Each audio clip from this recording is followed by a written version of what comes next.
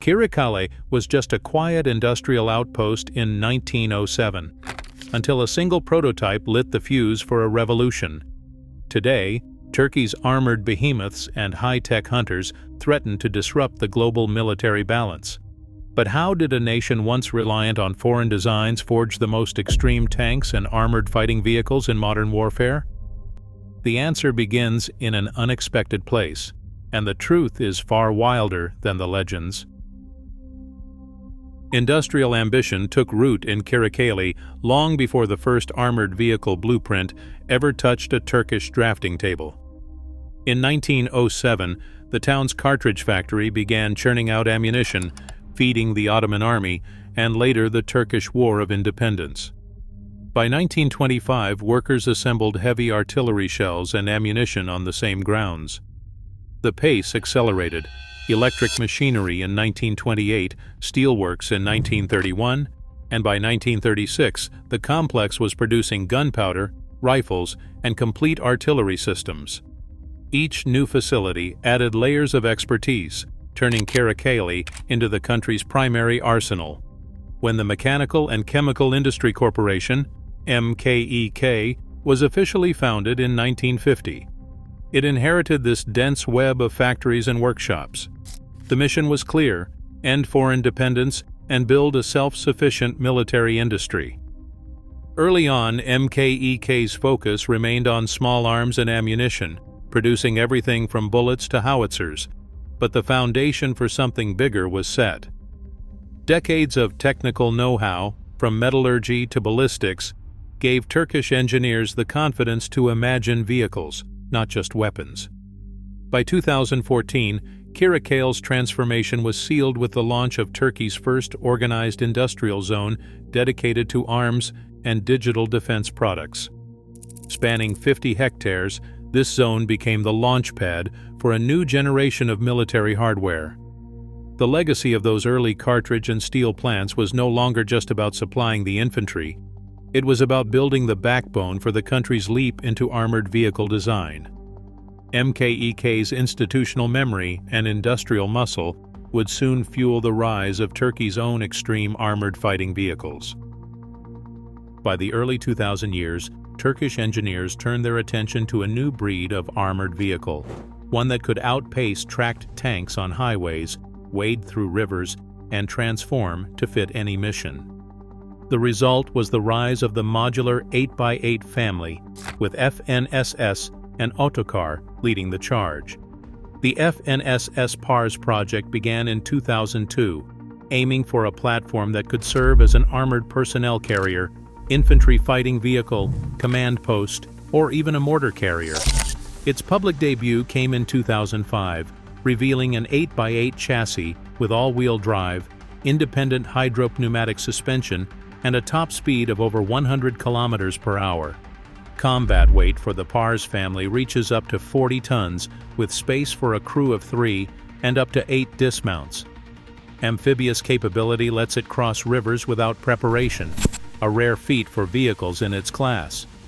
Otokar responded in the mid-2010s with the Arma 8x8, a direct rival that pushed the boundaries of modularity even further. Arma's design supports everything from remote weapon stations to 105mm direct fire turrets, making it as comfortable leading an assault as it is evacuating casualties. Weighing in between 24 and 30 tons, Arma can carry a crew of 3 and up to 9 troops, with a power-to-weight ratio that keeps it fast and agile on rough terrain. Both platforms feature central tire inflation and all-wheel steering, giving them a turning radius tight enough for city streets and the stability to handle soft ground. What sets these vehicles apart is their adaptability. Quick-change mission modules allow for rapid reconfiguration. A PARS can switch from command post to ambulance in hours. Export customers from Malaysia to Oman have adopted Turkish 8x8 vehicles for this very reason. The philosophy is clear: build a single platform, then let the mission dictate the hardware. This modular approach has become the hallmark of Turkey's armored vehicle industry. setting the stage for even heavier, more survivable designs to come. On the roads of southeastern Turkey, the threat of roadside bombs and hidden mines forced a new kind of armored vehicle into the spotlight. The BMC Kirpi, weighing in at up to 20 tons, was engineered around a single purpose: to keep its crew alive when everything else fails. Its V-shaped hull, a hallmark of modern mine-resistant ambush-protected vehicles, directs the force of an explosion away from the cabin, reducing the risk of injury from blasts that would cripple lighter transports. Kirpi's monocoque steel body meets STANAG 4569, Level 4 standards, protecting against armor-piercing rounds and powerful anti-tank mines. Inside, blast-attenuating seats and a decoupled floor shield soldiers from shock waves that can tear through conventional vehicles. The Kirpi's design proved itself in Syria and Libya, where improvised explosive devices became a constant danger. Nurol's Ader family, also in the 16 to 20-ton class, follows the same survivability doctrine, pairing V-hull geometry with modular armor upgrades.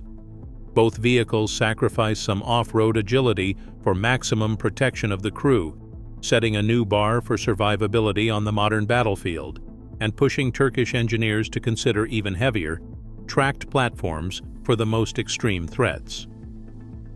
Altay rolled onto the proving grounds as more than just a new tank. It was the answer to decades of foreign dependence.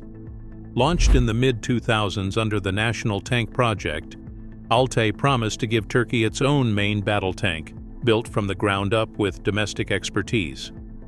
Weighing in at around 60 tons, Altay is armed with a 120mm smooth-bore gun and clad in advanced composite armor designed to withstand modern anti-tank threats.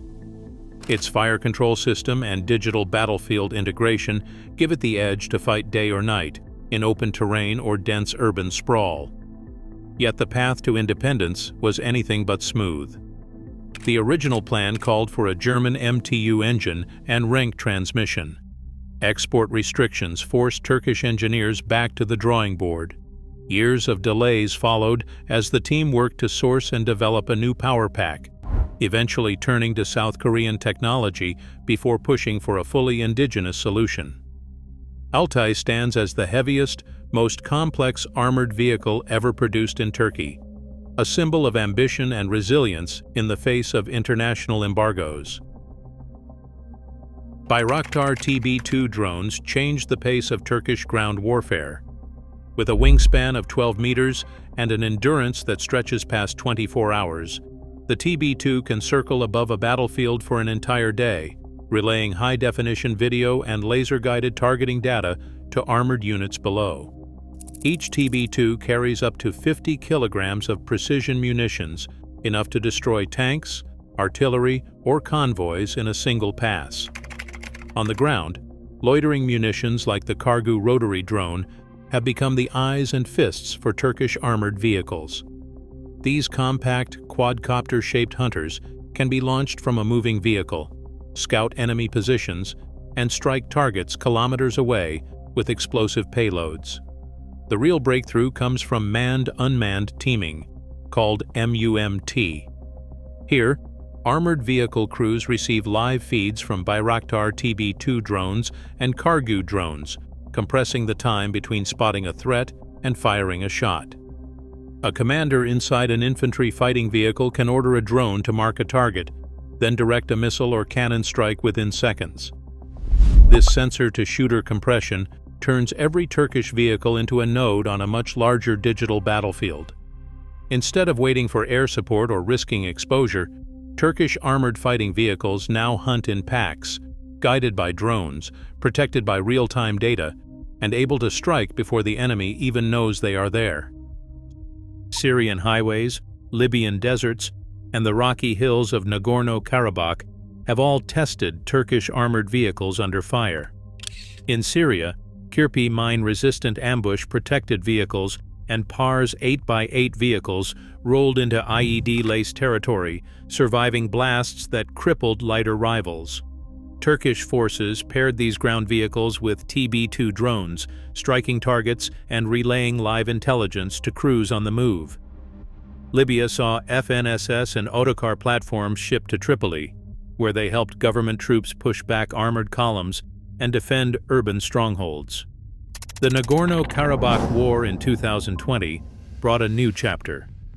Azerbaijan's Arma 8x8 vehicles and Turkish drones worked in tandem, outmaneuvering entrenched armor and capturing territory at a pace unseen in recent years. Battlefield footage and open-source intelligence reports confirm Turkish vehicles not only survived, but changed the tempo of these conflicts. Export orders followed. Qatar fielded PAR's armored personnel carriers. Tunisia deployed Arma vehicles and Kirpi mine-resistant ambush-protected vehicles. Malaysia launched co-produced 8x8 vehicles. Combat success and customer demand now drive the industry's next moves. Otokar, FNSS, BMC, Nurol, Aselsan, Roketsan, Baykar, and MKE form the backbone of Turkey's armored vehicle and defense ecosystem. Otokar delivers the Arma 8x8 and Cobra series. FNSS is behind the PARS family and the new PARS Alpha. BMC produces Kirpi mine-resistant ambush-protected vehicles and Altug 8x8 vehicles. Nurol develops the Aider line. Aselsan integrates advanced sensors, remote weapon stations, and fire control systems, while Roketsan supplies guided missiles. Baykar leads in unmanned aerial systems like the TB2, and MKE supplies everything from small arms to tank guns. All technical details and operational claims in this documentary rely strictly on open-source information, manufacturer information, and reputable defense analysis, not on classified or speculative data. For more stories on the cutting edge of military tech, subscribe to our channel and stay with us for the next chapter. Turkish armored vehicles now shape conflicts from North Africa to the Caucasus, with exports reaching over 30 countries. As new unmanned systems roll off assembly lines, the line between tradition and technology blurs. What emerges next could redefine the battlefield and who controls it. Subscribe for more untold military stories.